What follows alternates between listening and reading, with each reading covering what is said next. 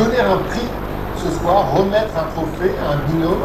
Donc à chaque fois, il y a deux personnes, une personne d'une grande société et une start-up, qui bossent ensemble, qui font des choses formidables ensemble et qui vont être récompensées par le jury de Guillaume. 5 prix ce soir.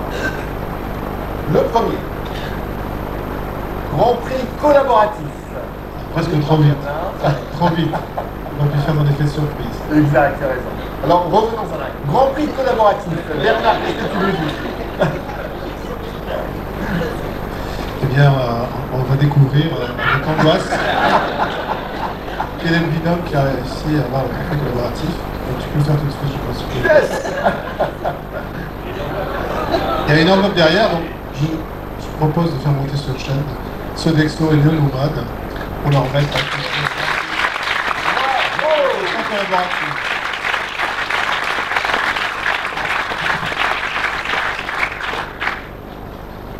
Bon, félicitations. Et on veut en savoir plus parce que on va explorer le sujet, mais on a tous des problèmes de locaux, on a tous des problèmes de start-up qui explosent, on ne sait plus où les mettre, donc vous allez nous expliquer comment on va pouvoir résoudre ça. Tu représentes Sodexo ou Oui, on va se présenter. Bonsoir à tous, Marie Deletier, Neonomad, et ravie d'être là parmi vous. Merci à l'organisation, merci au jury et surtout un grand merci à Sodexo. Ah oui. C'est un bon client, Sodexo? Super. Bon client, merci. Je t'arrive, Frédéric Tossa de partenaire. Alexis Transo, Sodexo, on charge des projets innovants sur tout ce qui est workplace. Et en fait, pour résumer notre collaboration, on est très content d'avoir ce prix-là parce que Pourquoi? on a associé nos deux visions, nos deux engagements. Aujourd'hui, on est ensemble convaincus que l'entreprise est un lieu d'échange, est un lieu de lien social. Vous pouvez rester travailler chez vous grâce au digital, vous pouvez travailler dans d'autres espaces de coworking, dans des gares, dans des cafés. Donc à quoi ça sert de venir au bureau? Et donc dans le monde d'aujourd'hui où il est nécessaire pour toutes les entreprises de favoriser le lien social, dans le monde d'aujourd'hui où l'immobilier tertiaire a un impact majeur sur l'environnement et la gestion de cet immobilier est nécessaire si on veut faire avancer les choses pour la planète. Dans ce monde où les liens sociaux sont ce qui nous différenciera de l'IoT, de l'intelligence artificielle, Neonomad et Sodexo, on s'est associés pour proposer cette plateforme qui a été décrite et qui permet en fait à tous les collaborateurs d'une entreprise de facilement se retrouver dans les locaux de l'entreprise ou même à l'extérieur, en mobilité, dans les espaces de coworking. Et en fait, on a associé nos deux forces, la force du réseau de Neonomad, la connaissance du monde du service de Sodexo et du corporate, pour créer un outil nouveau et unique qui permet de réserver, quand vous êtes chez vous le matin ou le lundi matin, de planifier toute votre semaine en disant aujourd'hui je vais au bureau, demain je suis en rendez-vous client, je suis dans un espace de coworking, et après-demain je suis sur un site partenaire, et donc cette fois je vais dans un café Wi-Fi, gare de Lyon, etc. Voilà, donc vraiment c'est une très belle réussite, et Marie, je te laisse le mot de la fin. Ouais. Merci. Marie, qu'est-ce que ça a apporté à Neonomad? Alors merci beaucoup André pour ce point, parce que c'est exactement ce que je voulais souligner, parce qu'on est ici sur un grand prix collaboration entre grands groupes et start-up. Et je pense par rapport au partage d'expérience, si on peut peut-être partager notre magic sauce, si je peux dire, c'est le collaboratif. Et finalement, Alexis, autant mon collègue que l'équipe en fait Neonomad, on est 30. Je voudrais remercier particulièrement évidemment toute la direction de Sodexo, Philippe Bonnet, Hervé Nelson, évidemment à Sébastien dans la salle, mais aussi les gens du terrain. Je pense à Camille, je pense à Denis, je pense à Bruno, en fait, qui collaborent avec nous sur la partie commerciale notamment, et c'est grâce à eux qu'on en est là aujourd'hui. Merci. Et c'est présent maintenant dans combien de pays, dans combien de sites? Alors ça, c'est exactement la next step l'année prochaine, en 2019. Donc peut-être qu'on aura l'occasion d'en reparler. Yes, next year here. Merci Marie, merci Neonomad, merci Sodexo pour ce super boulot. Et on sent que ça marche. Bravo.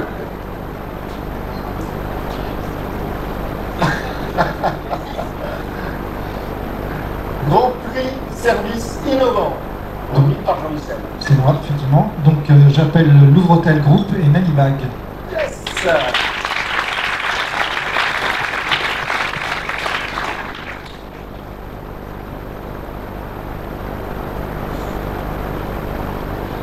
Vous êtes content d'avoir gagné?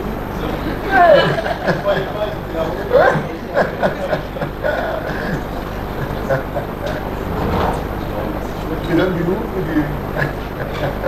C'est qui le Louvre? C'est toi le Louvre? Félicitations. Merci beaucoup. Donc à la CNRH chez vous, responsable de l'innovation chez Confondateur. Donc Mathieu Ballester, président et cofondateur de Nanibag. Donc rapidement, le Nanibag, bon effectivement c'est ce qu'on... Oui, c'est pas grave, c'est pas grave. Oui, ça là. Nanibag c'est solide en tout cas, c'est bien, c'est pas la capote. Donc permet donc aux voyageurs de stocker leurs bagages dans des commerces et des hôtels partenaires.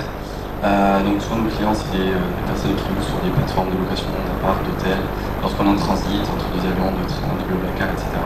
Et à l'inverse, ça permet à ces commerces qu'on appelle les nannies, donc de gagner de l'argent en vendant des bagages et de générer plus de trafic, donc de faire venir des clients potentiels dans leur magasin. Ça veut dire que le Louvre gagne du fric grâce à toi. C'est ça.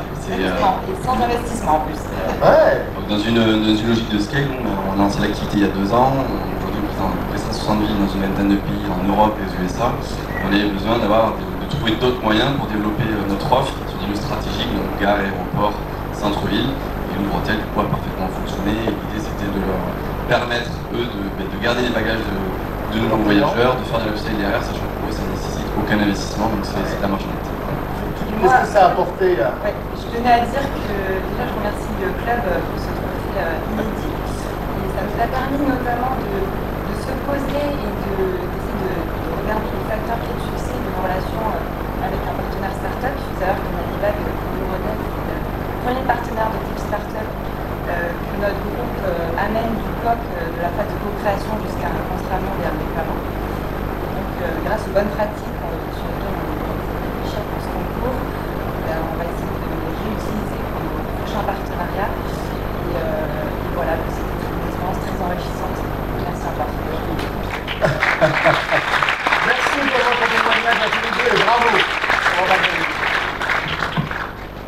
Merci Jean-Michel de Total de leur avoir donné le prix. Isabelle. Bonsoir à tous. Innovation B2C. Voilà, c'est un grand plaisir pour moi évidemment de remettre ce prix. Simplement, avant de le remettre, je voudrais juste apporter un commentaire sur le prix que nous offrons à Clinuria. Donc, Startup numérique, c'est l'écosystème du numérique. C'est 2000 adhérents qui sont des grandes entreprises, mais c'est aussi 850 startups, dont les plus jeunes sont accueillis au sein d'un programme qui s'appelle le programme 5000 startups, que j'ai le plaisir de présider. Et donc, nous aurons l'occasion d'accueillir les startups ici du Trophée IE Club dans cet écosystème. Ça leur permettra 3 choses très simples. 1, de networker au sein de l'écosystème du numérique. 2, de recevoir des services qui sont ceux d'une chambre professionnelle et qui sont donc complémentaires de ceux des incubateurs et des accélérateurs. Et 3, s'ils le désirent, de participer aux travaux dont certains sont menés avec l'IE Club. Voilà. Exact. Et 4, de revoir Isabelle. Et ça, ce sera un plaisir pour moi. Parce que sincèrement, je voudrais redire la qualité des projets qui ont été présentés. Tu l'as vu dans la journée du jury. Voilà, ça a été vraiment un émerveillement à chaque projet. Et je dois dire que c'est rare parce que quand on voit beaucoup de startups, il y a parfois des projets qui sont redondants, celui-là on l'a déjà vu, etc. Là, il y avait vraiment un émerveillement. Je dirais aussi merci à la sélection des dossiers parce que c'était, on sent qu'il y a un véritable travail qualitatif derrière.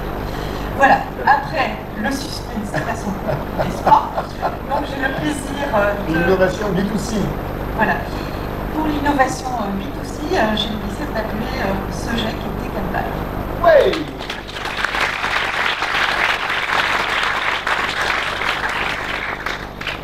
Ce jet. Ok, on va garder leur Oh là là, quelle frustration. Tu leur donneras lors d'un déjeuner. Voilà. Hugues, tu bosses avec eux? Ouais, parce qu'en fait, Soject, c'est une filiale de la Poste. Ah oui. Et donc Tech and Buy fait partie des startups accompagnées par la Poste en 2017 ou 2018. Et donc on a aidé à mettre en place l'expérimentation. Donc on traite Tech and Buy, la startup aux 20 000 beacons. Et puis Soject, la petite entreprise filiale de la Poste qui propose des solutions de coupons promotionnels carton, comme j'ai entendu, mais de moins en moins carton et de plus en plus digital. Et donc voilà, on n'avait pas été prévenu qu'on gagnait. Hein. Bien qu'on soit membre de l'EE Club, on n'était pas du tout au courant. Donc je leur donnerai le trophée de votre part et merci beaucoup aux membres du jury. Hugues, Starting Post, on te fait confiance pour le remettre, hein, tu les gardes pas pour toi. Good. Next, la planète verte. Ça je viens de la planète verte. Donc pour ce prix, je vais appeler la SNCF et Titi Rover.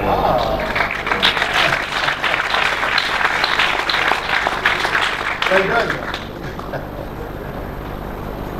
Ah ouais, well done.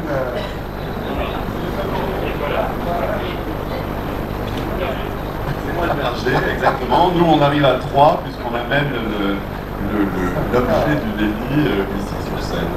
Merci beaucoup.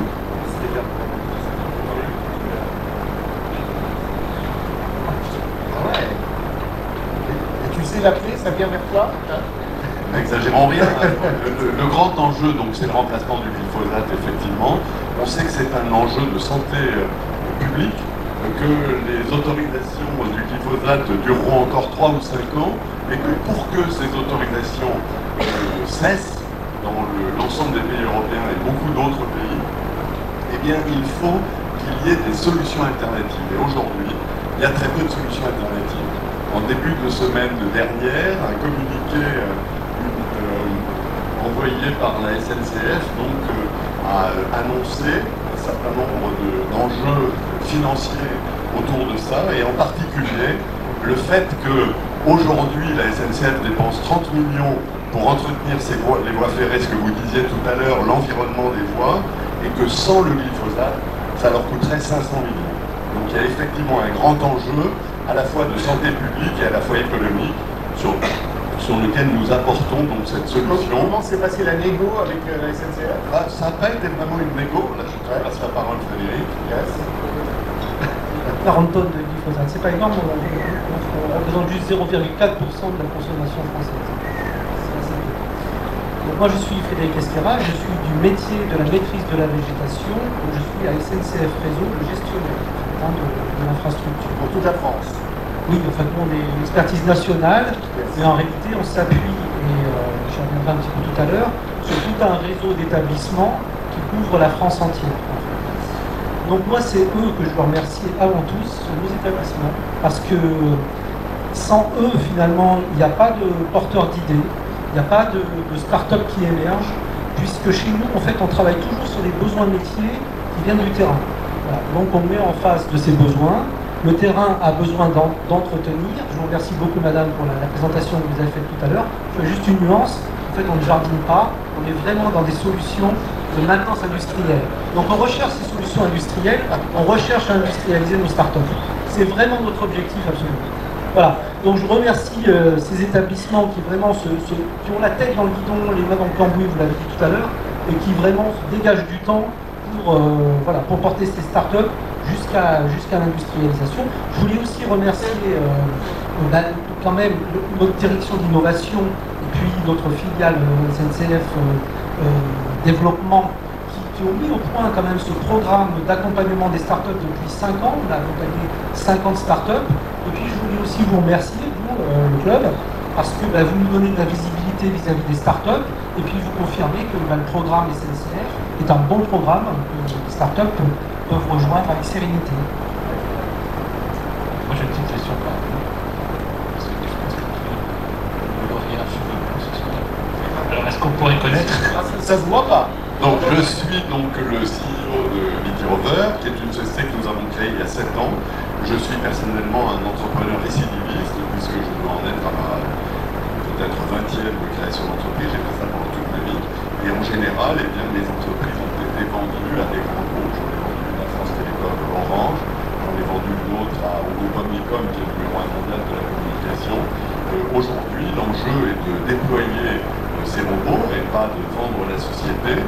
Peut-être, par exemple, nous sommes en ce moment dans le cours d'un partenariat pour l'Allemagne avec BayWa, qui est un très grand groupe de 17 milliards de chiffre d'affaires, pour l'Autriche avec RWE, qui est une filiale de BayWa, qui est aussi un très gros partenaire. Et puis en France, eh bien, on travaille avec RTE et Enedis, donc pour les postes de transformateurs électriques. On travaille aussi ici avec une filiale de Total et d'EDF dans les fermes photovoltaïques, comme ça a été dit tout à l'heure.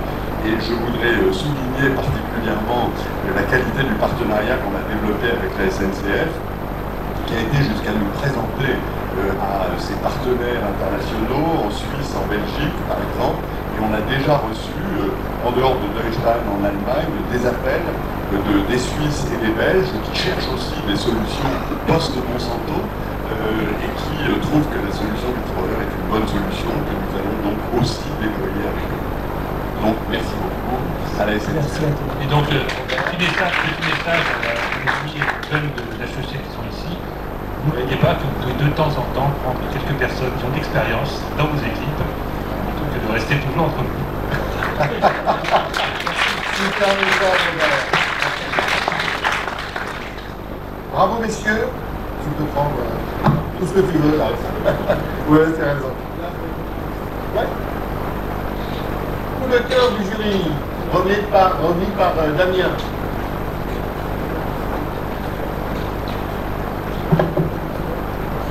Oui, non, je veux juste dire que je suis très ravi d'être ici avec vous pour remettre ce prix, parce que Stuart, c'est effectivement une start-up qui a été fondée en 2015 et qui a rejoint le giron du groupe La Poste il y a maintenant plus d'1 an, et on vit une super belle aventure, un super partenariat prolongé dans le temps, puisque c'est devenu un mariage, mais on vit une super aventure, et donc la collaboration entre le grand groupe et start-up, ça peut aller au-delà d'un partenariat dans une aventure sur plusieurs années.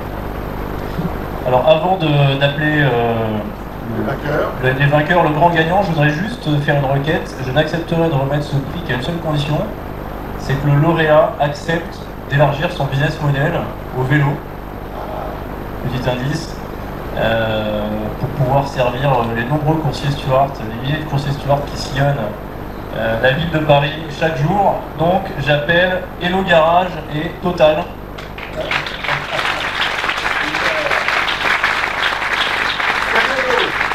Une nouvelle opportunité de business pour le garage pour réparer les coursiers vélo au-delà du motorisé.